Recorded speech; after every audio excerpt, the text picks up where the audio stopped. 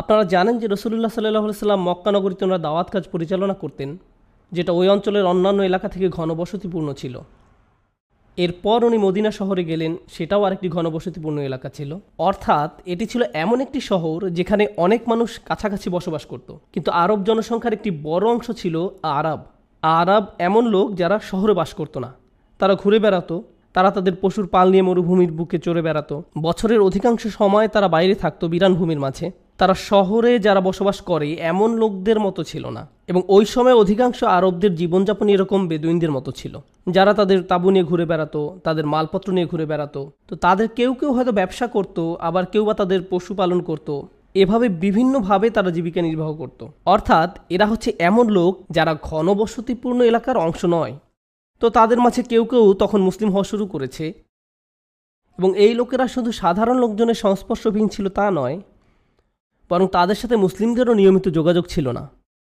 তারা একদম একা ছিল। যদিও তারা মুসলিম ছিল, কিন্তু ইসলাম সম্পর্কে তারা খুব কমই জানত। তাই যে জিনিসটা আমরা প্রথমে এই সূরা থেকে জানতে পারি তা হলো, যেহেতু অন্য লোকজনের সাথে তাদের মেলামেশা কম ছিল, তাই তারা আদব বা শিষ্টাচার এগুলো বুঝতো না। আপনারা জানেন যে এরকম হয়, যারা হয়তো শহরে বা লোকালয়ে বাস করে না, তারা জানে না কিভাবে অন্যদের সাথে চলাফেরা করা উচিত।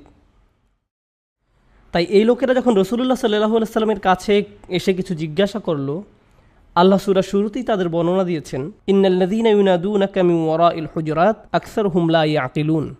এই বেদুইনদের সম্পর্কে আল্লাহ বলছেন, তারা রাসূল সাল্লাল্লাহু আলাইহি সাল্লামের বাড়ির কাছে এসেছে এবং তারা বাইরে দাঁড়িয়ে চিৎকার করে ওনার নাম ধরে ডাকছিল, এবং তারা ইয়া রাসূলুল্লাহ বলে ডাকেনি। এখানে আমাদেরকে বুঝতে হবে, রাসূল সাল্লাল্লাহু আলাইহি সাল্লামকে ওনার পরিবারের সদস্যরাও নাম ধরে ডাকতেন না। ওনারা রাসূল সাল্লাল্লাহু আলাইহি সাল্লামকে রাসূলুল্লাহ বলে ডাকতেন। ওনার চাচা ওনার নাম ধরে ডাকতেন না। ওনার সবচেয়ে ভালো বন্ধু ওনার নাম ধরে ডাকতেন না। আশেপাশের সবাই ওনাকে ওনার উপাধি রাসূলুল্লাহ বলে ডাকতেন। এটা রাসূল সাল্লাল্লাহু আলাইহি সাল্লামের প্রতি সম্মানেরই অংশ ছিল। কিন্তু এই বেদুইনরা আসলো এবং বলল, ইয়া মুহাম্মদ উখরুজ আলাইনা, মুহাম্মদ বের হও, তোমার সাথে আমাদের কথা আছে। এবং আল্লাহ সুবহানাহু ওয়া তাআলার কাছে এটা খুবই অশোভনীয় ছিল। যদিও এটা একটা ভুল ছিল, এবং আল্লাহ প্রথমে তাদেরকে একটা অজুহাত দিলেন, তাদের অনেকেই এটা বুঝবে না। এবং তাদের পূর্বাপর চিন্তা করলে আপনি বুঝতে পারবেন, কেননা তারা রাসূল সাল্লাল্লাহু আলাইহি সাল্লামের সাহচর্যে খুব একটা ছিল না, তারা সাহাবাদের সাহচর্যেও খুব একটা ছিল না, তারা প্রশিক্ষিত ছিল না, শিক্ষিত ছিল না যেভাবে অন্য মুসলিমরা শিক্ষিত ছিল। তাই আবু বকর সিদ্দিক রাদিয়াল্লাহু তাআলা আনহুর কাছ থেকে যে ব্যবহার আশা করা যায়, উসমান রাদিয়াল্লাহু তাআলা আনহুর কাছ থেকে যে ব্যবহার আশা করা যায়, তাদের কাছ থেকে তা আশা করা যায় না। এখন আল্লাহ আবার ওদেরকে শেখানোর সিদ্ধান্ত নিলেন। আল্লাহ বলছেন, তারা যদি আপনি বের হয়ে এসে তাদের সাথে কথা বলা পর্যন্ত ধৈর্যশীল হতো, তাহলে ওটা তাদের জন্য ভালো হতো। তাদের এত অধৈর্যশীল হয়ে এভাবে চিৎকার করে রাসূলুল্লাহ সাল্লাল্লাহু আলাইহি সাল্লামের ঘরের বাইরে ডাকাডাকি করা উচিত হয়নি। আমি আপনাদেরকে এই ঘটনার আরেকটু অল্প বিস্তর ভূমিকা দিতে চাই আপনাদের জানার জন্য। রাসূল সাল্লাল্লাহু আলাইহি সাল্লামের সময়ে ওইখানে নানা ধরনের মুসলিম ছিল, এবং এটার সাথে তাদের অন্তরে কতটুকু ঈমান ছিল তার কোনো সম্পর্ক নেই, কিংবা তারা কতটুকু বেশি ভালো বা কম ভালো ছিল তারও কোনো সম্পর্ক নেই। এটা আসলে বলছে যে তারা কতটুকু ইসলাম সম্পর্কে জানে তার উপরে। এই বেদুইনদের রাসূল সাল্লাল্লাহু আলাইহি সাল্লাম বা ওনার সাহাবীদের সাথে খুব বেশি সময় কাটানোর সুযোগ হয়নি, কিন্তু তা সত্ত্বেও তারা মুসলিম। আসল ব্যাপার হচ্ছে, যেহেতু তারা কম জানতো এবং তারা খুব কমই ইসলামকে চিনেছে, তাই তারা ওই মুসলিম সমাজের অংশ হতে পারেনি যারা প্রতিনিয়ত উন্নতি করছে, বেড়ে উঠছে, ইসলাম সম্পর্কে আরও জানছে, তাদের ইসলামের সাথে সম্পর্কটা আরও শক্ত হচ্ছে, তারা উম্মাহ হিসাবে আরও শক্তিশালী হচ্ছে। তাই সময়ের সাথে যেটা হলো সেটা হচ্ছে, তারা যে অল্পটুকু জানতো তাতেই তারা খুশি ছিল, এবং এটাই ভয়ঙ্কর, যখন আপনি অল্প জানেন এবং তাতেই খুশি থাকেন। এই সমস্যাটাই আমি আজকে যে আয়াতটা আলোচনা করতে চাই তাতে আলোকপাত করা হয়েছে। ক্বালাতিল আ'রাবু আমান্না, বেদুইনরা আসলো আর বলল, আমাদের ঈমান আছে, আমরা বিশ্বাস করি। তারা শুধু এটা বলেনি যে তারা মুসলিম, তারা বলল আমাদের ঈমান আছে। এখন যেই মুসলিমরা রাসূল সাল্লাল্লাহু আলাইহি সাল্লামের সাহচর্যে সবসময় থাকছে, তারা জানেন যে প্রকৃতপক্ষে এটা বলা যে আমরা বিশ্বাস করি, এর সাথে আরও অনেক দায়িত্ব জড়িত। যখন কেউ বলে আমি ঈমান এনেছি, আমি বিশ্বাস করেছি, এটার অর্থ আসলে আমি আমার পুরো জীবন ধারাটাই পরিবর্তন করে ফেলেছি। কিভাবে আমি ঘুমাই, কিভাবে জেগে উঠি, কিভাবে খাই, কিভাবে পান করি, কিভাবে চিন্তা করি, আমার জীবনের লক্ষ্য কি, আমার জীবনের সব জিনিস পরিবর্তিত হবে একটি কারণটি হলো আমি বিশ্বাস করি। এটা কোনো সাধারণ ব্যাপার নয়, কিন্তু ওই বেদুইনদের মতে এটা খুবই সাধারণ ছিল। এখানে একজন আল্লাহ আছে, এই ব্যক্তি তার রসুল, আর আমরা তার কথা বিশ্বাস করি, যেটা তার কাছে এসেছে, যেটাকে কুরআন বলে। ঠিক আছে, ভালো, আমি গ্রহণ করলাম। এটা তাদের জন্য একটা অতি সাধারণ ব্যাপার ছিল। এটার জন্য তাদের নিজেদেরও একেবারে রূপান্তর করার প্রয়োজন ছিল না। তাই তারা বলল আমান্না, আমরা ঈমান আনলাম। ভালো, কিন্তু আল্লাহ আযজা ওয়া জাল্লা তাদেরকে শুধরে দিলেন আর বললেন উল্লাম তুমিনু। রাসূল সাল্লাল্লাহু আলাইহি সাল্লামকে ওনার নিজস্ব ব্যবহারের ধরন থেকে বের হয়ে তাদেরকে বলতে বলা হলো লাম তুমিনু, তোমরা ঈমান আনোনি, ওয়ালাকিন কুলু আসলামনা, বরং এটা বলো যে আমরা ইসলাম গ্রহণ করেছি। প্রসঙ্গক্রমে আমরা ইসলাম গ্রহণ করেছি, আমরা সমর্পণ করেছি, এটার মানে হলো আমরা শুধু প্রথম পদক্ষেপটাই নিয়েছি। ঈমান অনেক পরিপক্ক একটা বিষয়, ইসলাম শুধু তোমার প্রথম পদক্ষেপ। এবং আপনারা কোরআনে লক্ষ্য করবেন আমান্না আমান্না ব্যাপারটি কোরআনে প্রশংসিত হয়েছে। সাধারণত যখন লোকেরা বলে আমরা বিশ্বাস করতে এসেছি, এটা অবশ্যই একটা ভালো ব্যাপার, কিন্তু এই লোকদের ক্ষেত্রে আপনাকে বুঝতে হবে যে তারা কোথা থেকে এসেছে। ওরা ছিল নিজেদের উপর অতিমাত্রায় আস্থাশীল যে তারা ইসলাম ধরে রাখতে পারবে, তাদের ঈমান একদম নিখুঁত এবং যা যা জানা দরকার তারা সব কিছুই জানে। আমার আর কিছু বোঝার দরকার নেই, আর বেশি জানার চেষ্টা করার দরকার নেই, আমার নিজের ভিতরে কিছু পরিবর্তন করার দরকার নেই। এই অতিমাত্রায় আস্থা হচ্ছে সমস্যা। এই বেদুইনরা যাদের সাথে বাকি সমাজের যোগাযোগ ছিল না, যারা অতি আস্থাশীল ছিল যে তাদের মাঝে ইতোমধ্যেই ঈমান রয়েছে এবং ভাবছে যে এটা কোনো ব্যাপারই না, তাদেরকে এটা বলতে হবে যে শুধু প্রথম পদক্ষেপটাই তারা নিয়েছে। উল্লাম তুমিনু ওয়ালাকিন কুলু আসলামনা। এখন যখন আল্লাহ তাআলা তাদেরকে এটা বলছেন, তারা এটা বুঝতে পারছিল না কেন আল্লাহ মহানবী সাল্লাল্লাহু আলাইহি সাল্লামকে দিয়ে বলাচ্ছেন তোমার শুধু ইসলাম আছে কিন্তু ঈমান নেই। আমরা আল্লাহর উপর বিশ্বাস করি, আমরা রাসূল সাল্লাল্লাহু আলাইহি সাল্লামকে বিশ্বাস করি, আমরা আখিরাতে বিশ্বাস করি, আর কি দরকার? কেন আপনি বলছেন যে আমাদের শুধু ইসলাম আছে, ঈমান নেই? আমাদের সেই উচ্চ স্তরে যায়নি? আল্লাহ নিজেই এই প্রশ্নের উত্তর দিচ্ছেন, ওয়ালাম্মা ইয়াদখুলুল ঈমানা ফি কুলুবিকুম। ঈমান, বিশ্বাসের উপহারটা, স্বীকারোক্তি এখনও তোমাদের অন্তরে প্রবেশ করেনি, এখনও তোমাদের অন্তরে পৌঁছায়নি। এর মধ্য দিয়ে আমরা খুব কঠিন একটা বাস্তবতা দেখা পাচ্ছি। ঈমান এমন কোনো ব্যাপার নয় যেটা এমনি এমনি হয়ে যায়। এটা আপনি নিজে নিজে এমনি এমনি পেয়ে যাবেন না, এবং আপনি এটাও ভাবতে পারেন না যে আপনার এটা আছেই। আর এমন কিছু নয় যেটা আপনি নিজে নিজেই রাখতে পারবেন, আপনাকে এটা রক্ষা করতে হবে। কুরআনের অন্য আরেকটি জায়গায় আল্লাহ আসলে পাথরের সাথে তুলনা করেছেন, পাথরের সাথে তুলনা করেছেন যার একেবারে গভীরে রয়েছে পানি, এবং আল্লাহ এই পানিটিকে ঈমানের সাথে তুলনা করেছেন। এখন আল্লাহ এই আয়াতে আমাদেরকে বলছেন যে এই বেদুইনদের জানতে হবে যে তারা এমনি এমনি তাদের ঈমান ধরে রাখতে পারবে না, শুধুমাত্র এই কারণে যে তারা সহজেই ইসলামের ছায়াতলে এসেছে। তারা এত কিছু বক্তব্যের সাথে একমত হয়েছে এবং তারা ভাবছে এটাই তাদের জন্য যথেষ্ট। কেন আমি এটা আপনাদের সাথে শেয়ার করছি? কারণ পুরো বিশ্ব জুড়ে, আমেরিকায়, ইউরোপে, অস্ট্রেলিয়ায়, বিশ্বের অনেক জায়গাতেই, বিশেষত যেখানে মুসলিমরা সংখ্যালঘু, অনেক মুসলিম সমাজেই খুব অল্প সংখ্যক লোকের সমষ্টি, এবং তাদের জন্য জানার বা বেড়ে ওঠার সুযোগ খুবই সীমিত। তাই এই উদাহরণস্বরূপ বলা যায় কোনো জনগোষ্ঠীর বাবা মায়েদের ইসলামিক জ্ঞান অত্যন্ত কম। এটা তাদের দোষ না, তারা ইসলাম সম্পর্কে খুব অল্পই জানে। এরূপ তাদের সন্তান হয়, তাদের সন্তানরা স্কুলে যায়, তারা সেখানে 8 ঘন্টা 10 ঘন্টা সময় কাটায় বাসার বাইরে, বাবারা থাকে কাজে। এই বাচ্চারা বাসায় ফিরে 3-4 ঘন্টা ব্যস্ত থাকে তাদের স্কুলের বাড়ির কাজ নিয়ে। এরপর তারা কিছু ভিডিও গেমস খেলে, টিভি দেখে, এবং যতক্ষণে দিন শেষ হয়ে যায় আপনি আসলে ইসলাম সম্পর্কিত কিছুই করেননি। ন্যূনতম যেটা হয়তো আপনি করেছেন তা হলো তাদেরকে বলেছেন এই চলো নামাজ পড়তে যাই, অথবা এই চলো মাগরিব নামাজটা পড়ে আসি। ও না, এখন আবার আমাকে নামাজ পড়তে হবে। এবং তারপর এই বাচ্চাটি আসলে ইসলাম সম্পর্কে অত্যন্ত অল্প জানতে পারে, অত্যন্ত অল্প জানে। কারণ তারা যতক্ষণ জাগ্রত থাকে তাদের পুরো সময়টাই যায় মুসলিম বাদে আর অন্য যতভাবে সম্ভব, যাতে তারা ভাবতে পারে যে এটাই জীবনের সবচেয়ে গুরুত্বপূর্ণ। আসলে নির্দিষ্টভাবে ইসলামিক তেমন কিছুরই তারা প্রতিনিয়ত সম্মুখীন হয় না। প্রকৃতপক্ষে এরকম সংখ্যালঘু সমাজে বাচ্চারা যখন স্কুলে যায় তাদেরকে অন্যদের থেকে একদমই আলাদা দেখায়, তারা অন্যদের থেকে একদমই আলাদা ব্যবহার করে, এবং এটা তাদেরকে একদমই একা বোধ করায়। এবং যখন তারা এরকম একাকী বোধ করে তারা ভাবে যে তারা মুসলিম এ কারণেই এমন। তাই অনেক সময় এরকম হয় যে তারা অন্য বাচ্চাদের সামনে নিজেদেরকে মুসলিম হিসেবে পরিচয় দিতেও সংকোচ বোধ করে। তাদের মনে হয় আমাকে এখানে ঠিক মানাচ্ছে না। অন্য বাচ্চাদের সামনে তারা সংকোচ বোধ করে নামাজ পড়তে বা এই ধরনের কিছু করতে। অথবা এমন হয় হয়তো তাদের বন্ধুরা বাড়িতে এসেছে এবং তাদের মা নামাজ পড়ছে, তারা মাকে বলছে যে মা তুমি অন্য ঘরে গিয়ে নামাজ পড়ো।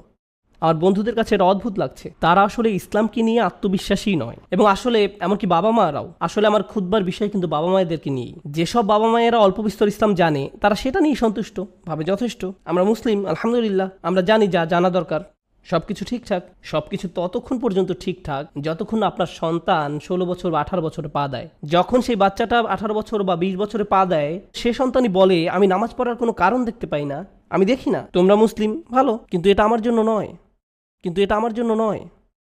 আমাদেরকে বুঝতে হবে এই দিন আপনা আপনি বাচ্চাদের কাছে চলে যাবে না। এটা কোনো অটোমেটিক ব্যাপার না। শুধুমাত্র আপনি মুসলিম, আপনি নামাজ পড়েন, আপনি কোরআন পড়েন এবং আপনি আপনার সন্তানকে নামাজ পড়তে বলেন, এসব এটা নিশ্চয়তা দেয় না যে ঈমান তাদের অন্তরে প্রবেশ করবে। আসল ব্যাপার হলো এটা তখনই তাদের অন্তরে প্রবেশ করবে যখন আপনি আপনার নিজের অন্তরে প্রবেশ করানোর জন্য যথেষ্ট চেষ্টা করবেন। ইসলাম যদি আপনার জন্য কোনো সাধারণ ব্যাপার হয়ে যায়, ঠিক আছে, আলহামদুলিল্লাহ যে আপনি সময় বের করে জুমা পড়তে এসেছেন। আল্লাহ আমাদের সকলের ইবাদত কবুল করুন এবং আমাদের সকল প্রচেষ্টা কবুল করুন। আমরা এসেছি আর জুমা পড়ছি, এর বাইরে ঘরের ভেতরে যেখানে ইসলামের কিছুই নেই, সত্যি সেখানে কিছু নেই, ওখানে কোনো কথাবার্তা নেই। আমাদের বাচ্চারা এটাও জানে না যে আমাদের রাসূলুল্লাহ সাল্লাল্লাহু আলাইহি ওয়াসাল্লাম কে ছিলেন, তারা কোরআন কি সেটা জানে না। শুধুমাত্র ছোট কিছু সূরা ছাড়া যেগুলো আপনারা ওদেরকে শিখিয়েছেন, সেক্ষেত্রে আমাদের সাথে ওই বেদুইনদের তেমন কোনো পার্থক্য নেই, যাদের সাথে ইসলামের যোগাযোগ ছিল খুবই কম, অথচ তারা অত্যন্ত আত্মবিশ্বাসী ছিল যে তাদের এটি আছে। আর আল্লাহ তাআলা তাদেরকে বলছেন এটা এখনও তোমাদের অন্তরে প্রবেশ করেনি। কেননা যদি এটা একবার প্রবেশ করেই থাকে কারো অন্তরে, কিছু একটা হবে যেটা আসলে ভাষায় প্রকাশ করা যায় না। সবাই তার পরিবেশ দ্বারা প্রভাবিত। আপনি হয়তো বলতে পারেন আমি সর্বক্ষণ নন মুসলিমদের পাশে থাকি, তাই আমার ঈমান দুর্বল হচ্ছে। আমি এমন জায়গায় থাকি যেখানে শিখার কোনো জায়গা নেই, শেয়ার করার কোনো জায়গা নেই, আমার মূল্যবোধগুলো শক্ত করার কোনো জায়গা নেই। হ্যাঁ, এটা সত্যি। কিন্তু কি জানেন, যখন ঈমান একবার আপনার অন্তরে প্রবেশ করে, আপনি হয়তো গুহাবাসীর মতো গুহার মাঝে থাকতে পারেন এবং তা সত্ত্বেও আপনার ঈমান বজায় থাকবে। আপনি হয়তো ইব্রাহিম আলাইহিস সালামের মতো, যিনি ছিলেন কানা উম্মাতান, একদম নিজে উনি একটা উম্মাহ ছিলেন। ওনার আশেপাশে ওনার কোনো সাথী ছিল না।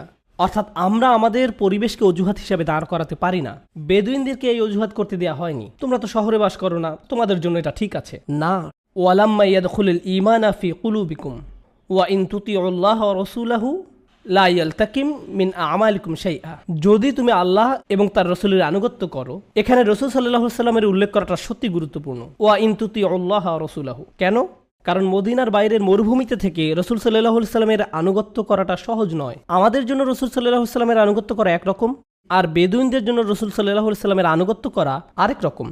রাসূল সাল্লাল্লাহু আলাইহি ওয়াসাল্লাম কী করতে বলেছেন সেটা তাদের পক্ষে জানা সম্ভব না, যতক্ষণ না ওনাদের সাথে এমন কেউ থাকবে যে বলতে পারবে রাসূল সাল্লাল্লাহু আলাইহি ওয়াসাল্লাম কী বলেছেন। তাই তাদের বিকাশের জন্য আসলে তাদেরকে এমন জায়গায় থাকতে হবে যেখানে এই বিষয়ে পড়াশোনা চলছে, যেখানে এই বিষয়ের বিকাশ হচ্ছে, আলোচনা হচ্ছে। ওয়া ইন তুতিউল্লাহ ওয়া রাসূলাহু, আরবিতে ইতা এর অর্থ শুধু আনুগত্যই নয়, এটা মনোযোগ দেওয়া অর্থ ব্যবহৃত হয়। ইতা এসেছে তাউন থেকে, যার অর্থ শুধু আনুগত্য বা ঐচ্ছিকই বুঝায় না, এটা মনোযোগ দেওয়াও বুঝায়। যদি আপনি মনোযোগ দেন আর তারপর শোনেন এবং আল্লাহ ও তার রাসূলের আনুগত্য করেন, আপনার কোনো কাজ বৃথা যাবে না। একদিকে তাদেরকে বলা হচ্ছে তাদের প্রকৃত ঈমান নেই, তাদেরকে সেই ঈমান অর্জন করতে হবে।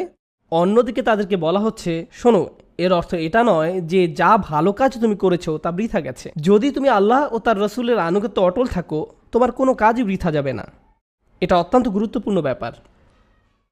কুরআনের অন্য এক জায়গায় সূরা হাদীদে আল্লাহ তাদের পরিণতি সম্পর্কে বর্ণনা করেন, যেসব লোকেরা তাদের ঈমানকে সহজভাবে নিয়েছে, তারা ভাবে ঠিক আছে আমরা মুসলিম, আলহামদুলিল্লাহ, এর অর্থ সব ঠিক আছে। না, সব ঠিক নেই। এটা অত্যন্ত গুরুত্বপূর্ণ ব্যাপার। এরকম সম্ভাবনা কি আছে যে কেউ মুসলিম হলো এবং সময়ের সাথে সাথে তাদের ঈমান দুর্বল থেকে দুর্বলতর হলো, এমন পর্যায়ে যে তারা এমনকি ইসলাম নিয়েই সন্দেহ প্রকাশ করা শুরু করলো? এটা কি সম্ভব? অবশ্যই সম্ভব। প্রকৃতপক্ষে হাদীদের আয়াতটিতে যাবার আগে, এমনকি এই সূরাতেও আল্লাহ বলছেন প্রকৃত মুমিন তারাই যারা আল্লাহ এবং তার রাসূলে বিশ্বাস করে এবং এর পরে আর কখনো সন্দেহ পোষণ করে না। আল্লাহ কেন বলছেন যে তারা আর কখনো সন্দেহ পোষণ করে না? কারণ সেই সম্ভাবনা রয়েছে। সেই সম্ভাবনা যদি না থাকতো তাহলে সেটা উল্লেখ করার কোনো দরকারই ছিল না। আসলে আমরা আমাদের ঈমান এমনি ধরে রাখতে পারবো না। এর জন্য আসলেই প্রচেষ্টা দরকার, অনেক প্রচেষ্টার দরকার। এখন যেই জিনিসটাতে আমি আপনাদের দৃষ্টি আকর্ষণ করতে চাই তা হলো বাহির বনাম ভিতর। এটি এই আয়াতের সবচেয়ে গভীর শিক্ষা, যা বেদুইনদের জন্য শিক্ষা ছিল। বাহির বনাম ভেতর। যখন আপনি নামাজ পড়ছেন তখন এটি একটি বাইরে দৃশ্যমান কাজ, যখন আপনি ওযু করছেন সেটিও বাইরে দৃশ্যমান একটি কাজ, যখন আপনি কোরআন পড়ছেন সেটিও বাইরে দৃশ্যমান একটি কাজ। এইগুলো সেই ধরনের কাজ যেগুলো অন্যরা দেখতে পারে। যখন আপনি নামাজ পড়ছেন, আমি বলতে পারছি যে আপনি নামাজ পড়ছেন, কিন্তু এই সময় অন্য কিছু একটা ঘটতে পারে আপনার ভেতরে। কেউ হয়তো নামাজ পড়ছে কিন্তু তার চিন্তা আসলে অন্য কোনো জায়গায়। কেউ হয়তো কোরআন পড়ছে কিন্তু তারা কি পড়ছে তাতে তাদের মনোযোগ নেই। বুঝতে পেরেছেন? আল্লাহ আমাদের ভিতরে যে পরিবর্তন হচ্ছে সেটা দেখতে চান। ওয়ালাম্মা ইয়াদখুলুল ঈমানা ফি কুলুবিকুম, ঈমান তোমাদের অন্তরে প্রবেশ করেনি। একদম হৃদয়ের গভীরে আপনি কি চিন্তা করেন, আপনার জীবনের লক্ষ্য কি, আপনি টাকা রোজগার করছেন কেন, আপনি কাজ কেন করছেন, আপনার সন্তানদেরকে নিয়ে আপনার পরিকল্পনা কি, আপনার নিজের জীবনের উদ্দেশ্য কি, আপনি অস্তিত্বের কারণ কি। প্রত্যেকের আর্থিক লক্ষ্য আছে। আপনি ভাবেন যে এই পরিমাণ অর্থ আমি এই বছর উপার্জন করব, এত পরিমাণ সঞ্চয় করতে চাই, ওই জায়গায় আমি জমি কিনতে চাই, এই পরিমাণ অর্থ আমাকে পরিশোধ করতে হবে, এই প্ল্যানগুলো আপনার মাথায় থাকে। কিন্তু আল্লাহকে নিয়ে আপনার লক্ষ্যগুলো কোথায়? এই প্রশ্নটাই আমি আমাকে করি এবং আপনাদের নিজেদেরকেও করা দরকার। এবং আপনার অর্থ, গাড়ি, স্কুল, বিয়ে, এসব সকল বিষয় নিয়ে আপনার মনে যেই চিন্তা আছে সেগুলো আপনার হৃদয়ে জায়গা করে ফেলে। আপনি সব সময় সেগুলো নিয়ে চিন্তা করেন। আপনি যখন গাড়ি চালান আপনি তখন চিন্তা করেন, বাসায় বসে থাকলে আপনি সেগুলো নিয়ে চিন্তা করেন। এর অর্থ এই জিনিসগুলোতে আপনার অন্তর পরিপূর্ণ হয়ে গেছে। আল্লাহ নিজের জন্য সেই জায়গাটি চান। আল্লাহ বলছেন না যে আপনি সেই চিন্তাগুলো করবেন না, কিন্তু এ সব কিছুর মাঝে আল্লাহর স্থানটি কোথায়? আমি আল্লাহর জন্য কি করছি? আমি আল্লাহর জন্য কি করছি?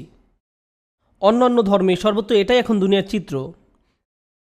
আর সমাজবিজ্ঞানে এই জিনিসটা নিয়ে সবসময় বলেন যে এখন কিভাবে প্রজন্মান্তরে খ্রিস্টান, হিন্দু, বৌদ্ধ, ইহুদি, এমনকি মুসলিমরাও তারা তাদের ধর্মকে খুব সহজভাবে নেয়।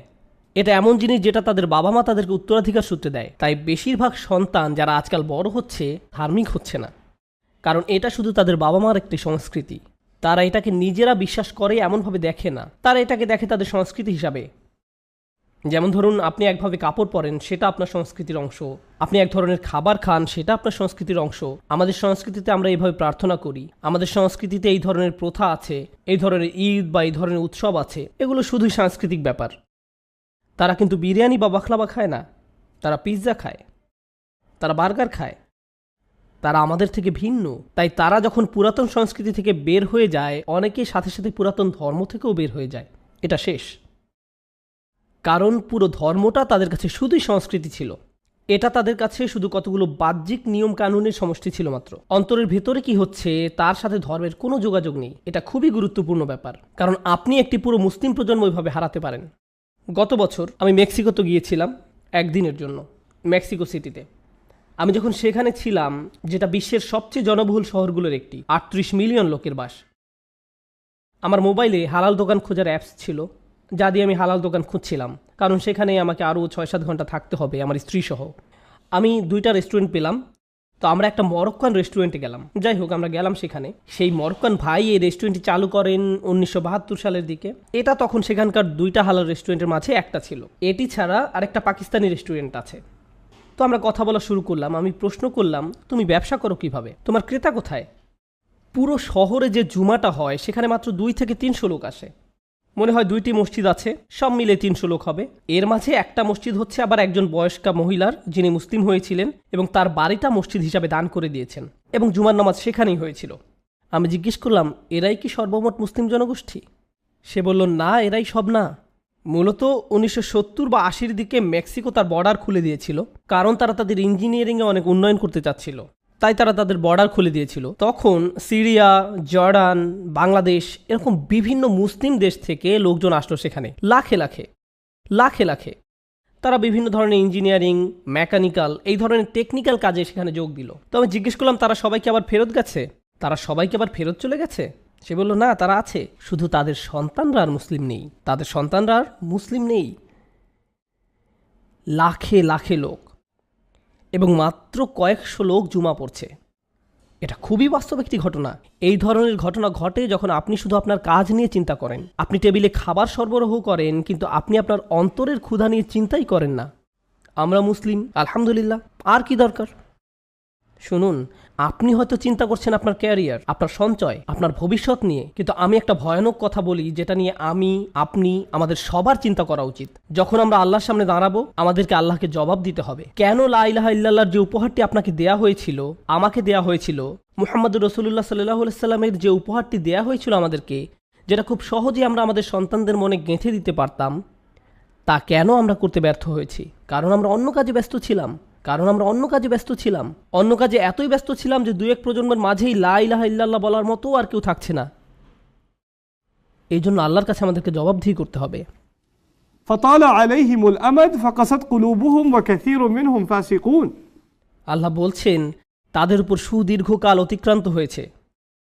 অতঃপর তাদের অন্তরসমূহ কঠিন হয়ে গেছে এবং তাদের অধিকাংশই ফাসেক হয়ে গেছে। এই কারণেই আমি আপনাদের সাথে এই আয়াতটি শেয়ার করতে যাচ্ছিলাম। সবাই ভাবে তাদের পরিবার এগুলো থেকে নিরাপদ। কারো যদি এরকম চিন্তা করার অধিকার থেকে থাকে তাহলে সেটা হতো ইব্রাহিম আলাইহিসসালাম। ইব্রাহিম আলাইহিসসালাম বলতে পারতেন, আমি আমার সন্তানদেরকে সঠিকভাবে গড়ে তুলেছি। তার সন্তানরা আল্লাহর প্রতি সমর্পণের ক্ষেত্রে এতই অনুগত ছিল, افعل يا أبت افعل ما تؤمر। বাবা তাই করুন যা আপনাকে করতে বলা হয়েছে। যদি আল্লাহ আপনাকে বলে থাকেন আমাকে কোরবানি করতে হবে, তাই করুন বাবা, ঠিক আছে, এটা আল্লাহর ওয়াস্তে। فلما أسلما وتله للجبين। আল্লাহ আরও বলছেন, যখন তারা দুইজন আল্লাহর কাছে সমর্পণ করলো এবং সে তাকে জবেহ করার জন্য সাহিত্য করলো, এমনকি এই পিতা ইব্রাহিম আলাইহিসসালাম উনি নিজের সন্তানদের সম্পর্কে এতটাই চিন্তিত ছিলেন যে উনি আল্লাহর দিকে ফিরে বললেন, আমাকে ও আমার সন্তান সন্ততিকে মূর্তি পূজা থেকে দূরে রাখুন। উনি বলেননি ওয়াজনুবনি ওয়াজুরিয়াতি, আমাকে এবং আমার বংশধরদেরকে দূরে রাখুন। আর না আবুদাল আসনাম, উনি আল্লাহকে বলছেন, হে আল্লাহ, আমাকে এবং আমার ছেলেদেরকে মূর্তি পূজা থেকে রক্ষা করো, মূর্তি পূজা থেকে রক্ষা করো। উনি যদি বলতেন জুররিয়াতি, তাহলে বোঝাতো আমাকে, আমার সন্তানদের, তাদের সন্তানদের, তাদের নাতি নাতনি, তাদের নাতি নাতনি সবাইকে তুমি মূর্তি বা আইডল পূজা থেকে রক্ষা করো। উনি এতদূর পর্যন্ত চিন্তা করছেন না। উনি চিন্তিত যে উনি নিজে এবং ওনার সন্তানদের জন্য। এমনকি তারা আল্লাহর কাছে সমর্পণ করার পরে উনি মনে করছেন যে ওনারা নিরাপদ নয়। হে আল্লাহ, একমাত্র তুমি আমাদেরকে নিরাপদ রাখতে পারো। ربي إنهن أضلن كثيرا من الناس। এই দোয়াটা পরে আমি সত্যিই স্তম্ভিত, আমি পুরোপুরি অবাক। কাবা সেই বাড়ি যা তিনি বানিয়েছিলেন, উনি বানিয়েছিলেন তার ছেলেকে সাথে নিয়ে। এরপর উনি আবার ওই শহরে যখন ফেরত আসলেন তখন সেখানকার সবাই আল্লাহর ইবাদত করত। এরপরও উনি চিন্তিত এবং আল্লাহর কাছে দোয়া করছেন, হে আল্লাহ, আমাকে এবং আমার ছেলেদেরকে মূর্তি পূজার হাত থেকে রক্ষা করো। তাই এখন শেষ যে জিনিসটা আপনাদের সাথে শেয়ার করতে চাই, আমাদের নিজেদের সন্তানদেরকে নিয়ে যাতে আমরা চিন্তা করতে পারি যে ইসলামকে আমাদের জীবনে খুবই সচেতন একটা ব্যাপার হতে হবে। আমার উপর রাগ হলেও আপনি অন্তত কিছু শুরু করুন, একদম কিছু না করা থেকে। নিজের জন্য, নিজের পরিবারের জন্য এটা আমাদের সকলের চিন্তার বিষয়। প্রত্যেকটি বাচ্চা যারা সন্দেহ করা শুরু করে, প্রত্যেকটি বাচ্চা যারা আল্লাহর কালেমার থেকে ভিডিও গেম নিয়ে বেশি ব্যস্ত, এটা আমাদেরই ক্ষতি। আপনাদেরকে আমি যেটা বলতে চাই সেটা হচ্ছে মূর্তি বা আইডল। ইব্রাহিম আলাইহিসসালাম মূর্তি বা আইডল নিয়ে চিন্তিত ছিলেন। আমাদের সেই সমস্যা নেই। এখানে কোনো মূর্তি নেই, কোনো ক্রস নেই। আমরা এটা নিয়ে চিন্তিত না যে আমাদের সন্তানরা কোনো মূর্তির পূজা করবে। কিন্তু আপনাকে বুঝতে হবে আসলে আইডলটা কি, আসনাম কি। প্রত্যেক প্রজন্মের একটা নিজস্ব আইডল আছে, প্রত্যেক সময়ের একটা নিজস্ব আইডল আছে। আমাদের আজকের সময় আইডল হচ্ছে আরেকটি ব্যাপার। আইডল হচ্ছে এমন জিনিস যেটার আপনি পূজা করেন, যেটার সাথে আপনার আশা আকাঙ্ক্ষা জড়িত, এমন জিনিস যেটা আপনার হৃদয়ে আল্লাহর স্থানটা দখল করে রেখেছে, এটাই আইডল। এবং আমাদের সময়ে খুব স্বাভাবিকভাবেই প্রযুক্তি আইডলে পরিণত হতে পারে। আমাদের সময় খুব সহজেই অর্থ কারো কারো আইডলে পরিণত হতে পারে, যেটার তারা পূজা করে, যেটা নিয়ে তাদের চিন্তা তা হলো অর্থ, বাইরের বেশভূষা, বিভিন্ন ইলেকট্রনিক যন্ত্রপাতি। এক সময় মানুষজন কান্না করত কারণ তারা হজ করতে পারেনি, আর এখন মানুষজন কান্নাকাটি করে কারণ তাদের কাছে আইফোন 6 নেই। তারা একটি আধ্যাত্মিক সংকটের মধ্য দিয়ে যাচ্ছে কারণ তাদের কোনো নির্দিষ্ট হয়তো ভিডিও গেম নেই। আমার PS3 আছে কিন্তু PS4 নেই।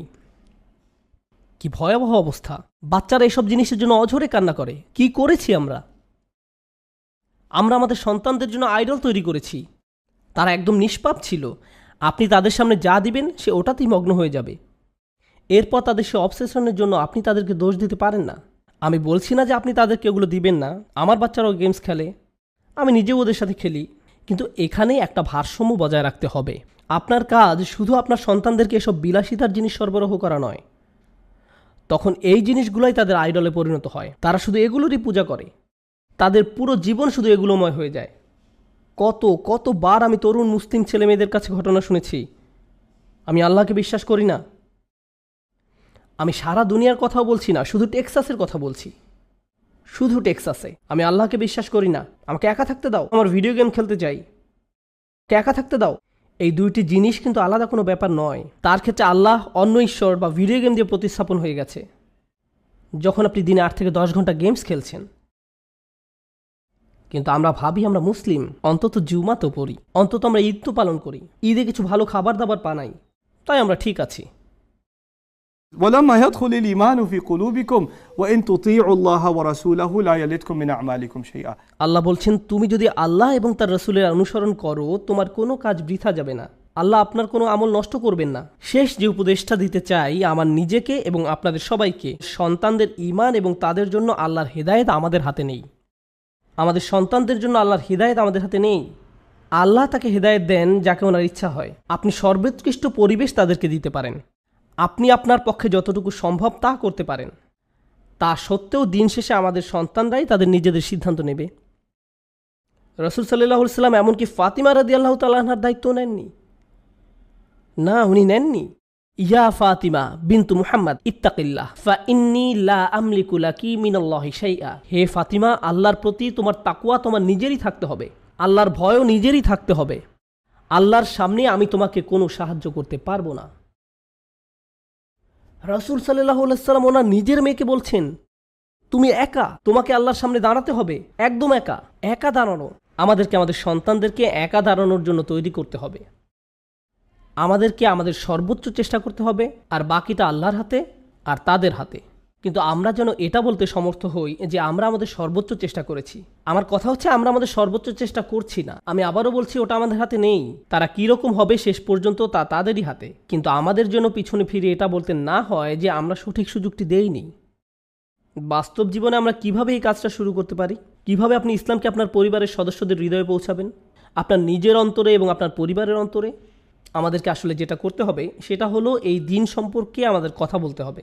আমাদেরকে আলোচনা করতে হবে আল্লাহকে নিয়ে, আমরা কেন মুসলিম তা নিয়ে, কুরআনের অর্থ নিয়ে, কেন এই দিন একদম সঠিক তা নিয়ে কথা বলতে হবে, কেন এই দিন এত সুন্দর তা নিয়ে। আপনি জানেন আপনার সন্তানরা স্কুলে যায়, তাদের খ্রিস্টান বন্ধু আছে, তাদের ইয়াহুদি বন্ধু আছে, তাদের নন মুসলিম বন্ধু আছে, এবং তারা বাসায় আসে আর জিজ্ঞাসা করে, বাবা কেন আমরা ভাবি যে আমরাই একমাত্র সঠিক ধর্ম? আরও তো কত ধর্ম আছে। আর আপনি যখন এটা শোনেন আপনি বলেন, আস্তাগফিরুল্লাহ, তুমি এসব কি বলছো? না না না, কোনো প্রশ্ন করা যাবে না। আপনাকে জানতে হবে কেমন করে এসব ব্যাপারে কথা বলতে হয়। এটাই সুযোগ। আপনার সন্তান এই ধরনের প্রশ্ন করছে, এটা তো ভালো জিনিস, এটা খারাপ জিনিস নয়। এটা তখনই খারাপ ব্যাপার যখন আপনি সেই প্রশ্নের উত্তর দিচ্ছেন না, এবং আপনি যদি না জেনে থাকেন যে কিভাবে এইসব প্রশ্নের উত্তর দিতে হয়, তাহলে বরং আপনি নিজেই পড়াশোনা শুরু করুন, অন্য কেউ এসে তাদেরকে শেখাবে না। পিতামাতা ভাবে যে না না, তাদের সানডে স্কুলে দিয়ে দিলেই হবে, তারা সেখানেই সব জবাব শিখবে। না, আপনার সন্তানের কাছে সেটাই গুরুত্বপূর্ণ যেটা আপনার কাছে গুরুত্বপূর্ণ।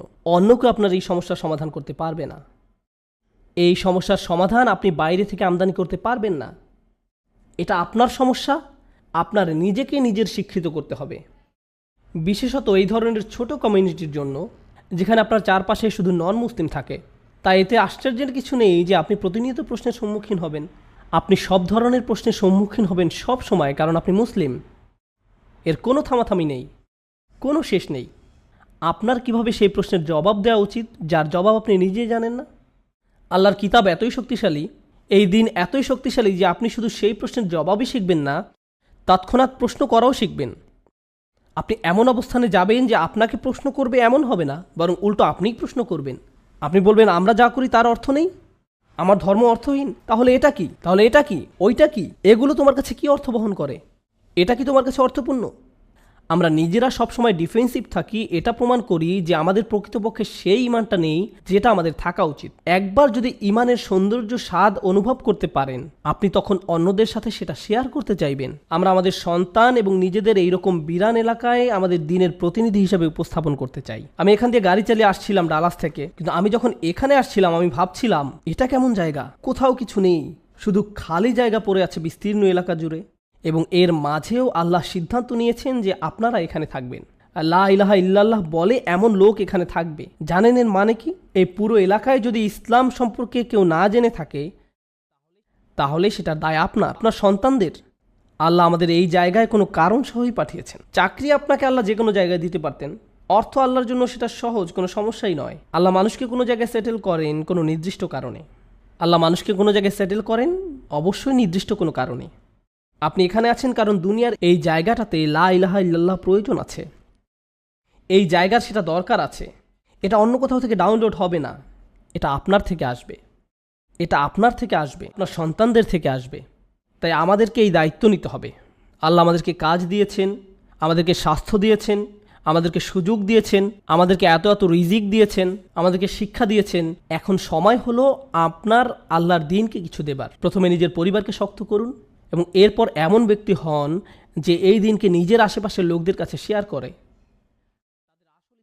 আমি দোয়া করি যে আমরা সবাই এই বিষয়ে গুরুত্ব সম্পর্কে তাগিদ এবং আমাদের দায়িত্ব অনুভব করি এবং আমরা কেউ এমন ব্যক্তিতে পরিণত না হই যাদের কাছে ঈমান একটা ক্যাজুয়াল ব্যাপার, যাদেরকে বলতে হবে তোমার শুধু ইসলাম আছে, তোমরা এখনো ঈমানের স্বাদ অনুভব করনি। আমি আল্লাহর কাছে দোয়া করি যে উনি আমাদের সবাইকে সুযোগ দেন যেন আমরা ঈমানের স্বাদটা পাই। আল্লাহ আমাদের সেই ঈমান দিক এবং আমাদের সন্তানদের অন্তরে সেই ঈমান দিক এবং আমাদেরকে দায়িত্ববান অভিভাবক এবং কমিউনিটির দায়িত্ববান নেতায় পরিণত করুক। আমি দোয়া করি যে আল্লাহ আমাদের মুসলিমদের অন্তরকে একত্রিত করুন, যেন তারা শুধু শুক্রবার জুমাতেই মসজিদে একত্রিত না হয়, তারা তাদের বাসাতেও মিলিত হয় এবং তাদের সেই প্রত্যেকটি জমায়েত তাদেরকে আল্লাহর নিকটবর্তী করুক, আল্লাহ থেকে দূরে নয়।